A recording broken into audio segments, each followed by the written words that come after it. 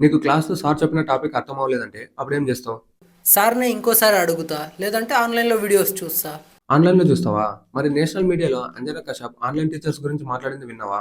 YouTube वाले star teachers जिनको कुछ जानना ना कौड़ी, कभी ब्लैक बोर्ड लेकर कुछ एक्सप्लेनर बनाते हैं, खाली व्यूज बटोरते हैं, उटपटांग ग्रैब्स लिखते हैं और उसके बाद से अपने आप को इतना महारथी समझने लगते हैं कि कुछ लोग ఒక సీనియర్ జర్నలిస్ట్ సీట్‌లో కూర్చొని కొన్ని లక్షల మందికి చదువు చెప్పే ఆన్‌లైన్ టీచర్స్‌ని దోకొడిక టీచర్స్ అంటుంది. ఈ దోకొడిక టీచర్స్ అంటే నీ అవకాశం ఎంత వ్యూస్ కోసం ఏదేదో మాట్లాడుతుందని అని చెప్పింది.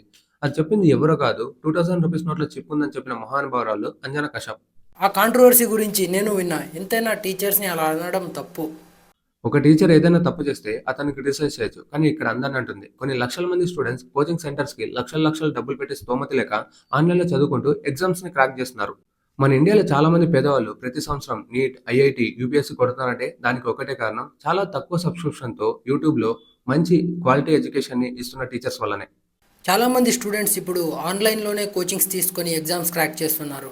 అంతెందుకు రీసెంట్‌గా ఆన్‌లైన్ టీచర్ కాన్సర్ పాట్నాలో హాస్పిటల్ పెట్టి చాలా తక్కువ ధరకే ప్రైవేట్ హాస్పిటల్‌లో కన్నా బెటర్ ట్రీట్‌మెంట్‌ని అందిస్తున్నాడు. అలాంటి వాళ్ళకి సపోర్ట్ చేయాల్సిన మీడియానే దోకొడిక టీచర్స్ అంటూ వాళ్ళని ఏదేదో అంటుంది.